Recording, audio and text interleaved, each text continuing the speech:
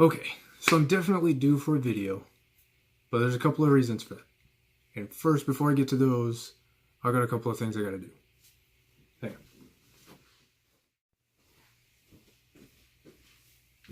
Okay, so I've never tried this before. We're gonna see how it goes.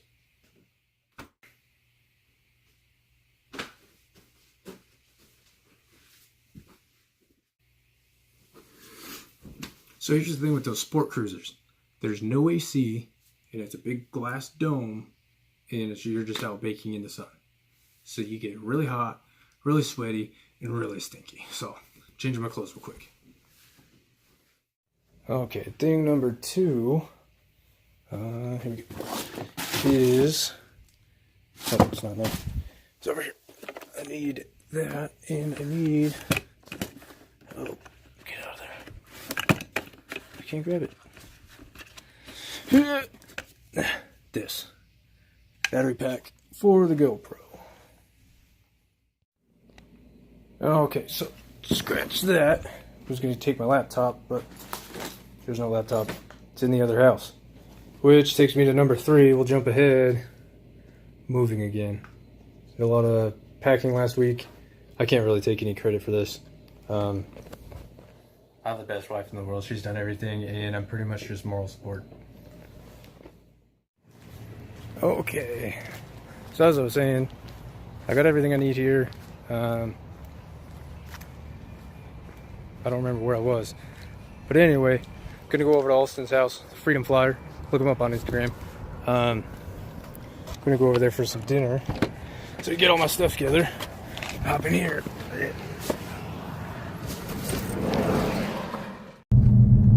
Okay, so the whole purpose of me doing it this way with the video today, it could just be a whole mess and just be completely botched up, but I've got a lot of stuff going on, a lot of stuff to cover, so I'm trying to make it a little more interesting. Anyway, back to the GoPro. I took the GoPro on my flight today, and I was kind of worried because at the end, I took it off, I had it on my head, and it was not recording, which, bummer, you know? So I was pretty bummed. I thought I just wore that on my head for nothing. That wasn't totally the case, but it still kind of was. Once I got back to my car, I just reviewed it really quick just to see what I got, and I really didn't get anything. There's at one point, I think I had it on too high, and so it was aiming too high to begin with, and then with that tiny little dome on the airplane, I think we were taxiing, and I turned and I looked, and I straight up smacked my head on the glass. Not really smacked my head on the glass, but I hit the GoPro, and I think it tilted it up even further. So all of that video is useless. It's looking up at the sky, which could be cool, except that plane has like a cover. The whole thing is glass. Oh, there's another accident up here. I went this way to avoid an accident that's that way, and now I'm going this way and there's another accident. Like I'm just surrounded by blocked traffic.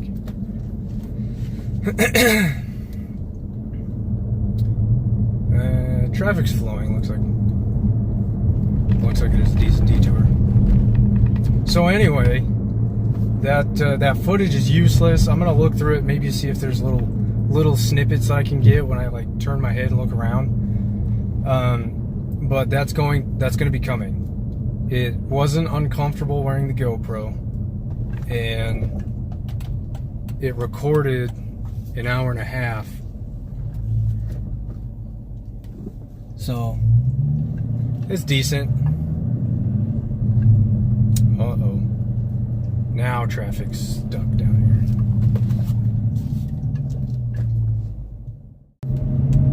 Well, this detour is kind of just a mess. We're just like zigzagging through these neighborhoods, and I don't know where the heck I'm going, but I'm just gonna follow these guys. Okay, so back to why I haven't been flying. So when an airplane is used for rental purposes, no. See, I'm still learning. I'm still trying to get this figured out. When it's used for training purposes or for hire, it has to go through a 100-hour inspection. Every 100 hours that plane is flying, it has to go through an inspection. And so I started flying. I went through 1 week, and then it came up for that inspection. It hit that 100 hours since the last inspection.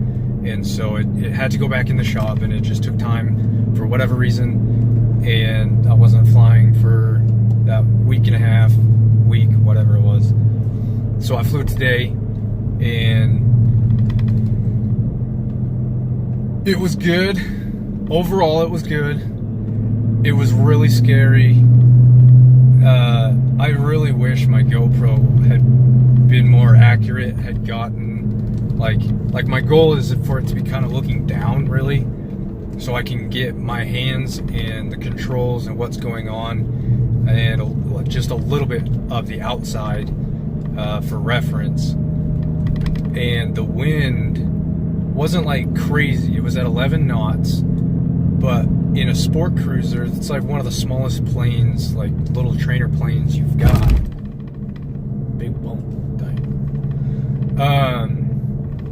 And it even got my instructor kind of freaking out. There were a few times we hit turbulence and we would just be flying along and then just drop, and we'd be flying kind of into the wind, and then it catches or it changes, and you just like, it just kind of throws you.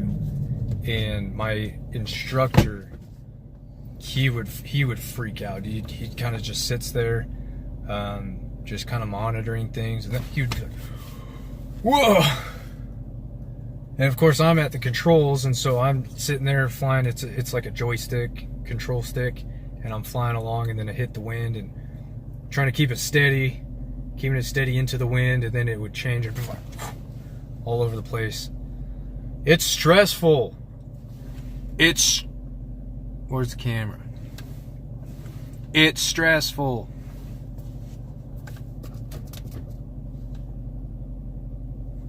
And now that I went all through those zigzags through the neighborhood, the ladder truck that was blocking the road is right there.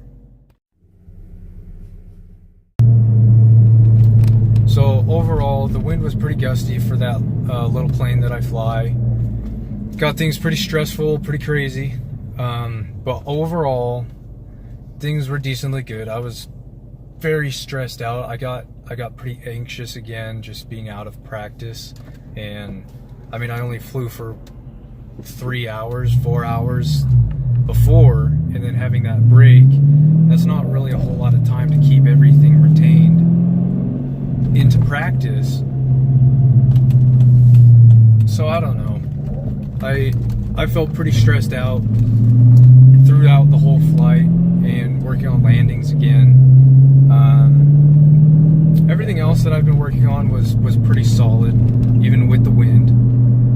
Just those landings, man, I'm struggling with it right now. I'm getting a lot better at getting lined up and ready for final. The wind, even though it was gusty, it was at what was it? A 340 heading at 11, which is like on a compass. 340 degrees is where it's coming from at 11 knots. And the runway we were landing on was 32. So the way the landing is pointing is 320 degrees. So the wind was kind of at an angle, but very close to kind of straight on. So those gusts kept sending me back and forth. But it was a little bit easier to just kind of line up and go straight on the runway, and then I was yawing. That's what they call it, yaw. Anyway,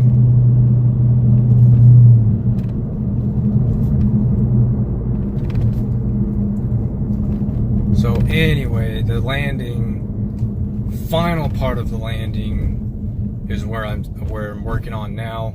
I think before I was just too overwhelmed to even think about it. That wasn't my focus.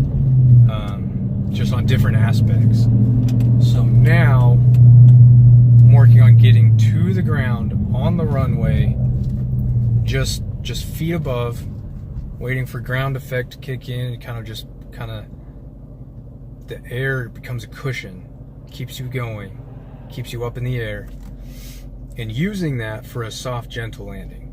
Well, I haven't figured out my sight picture yet, and when you're doing that, you're coming in and you're starting to nose up when you land down onto the runway, and you can't see over the nose. The propeller's just like right in your face, so you're not looking completely right in front of you anymore. You've got to look elsewhere.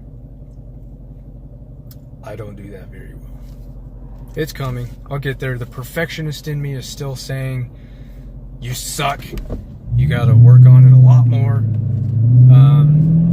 But taking a step back and looking at it subjectively with the wind, how many hours I have, where I'm at, the other maneuvers that I can do well, and just keeping track of procedures, talking with the tower, just remembering everything and making it more into muscle memory. It's getting there. I'm making progress. So as stressed out as I get and I want to just be perfect, I'm getting there. I'm happy with it.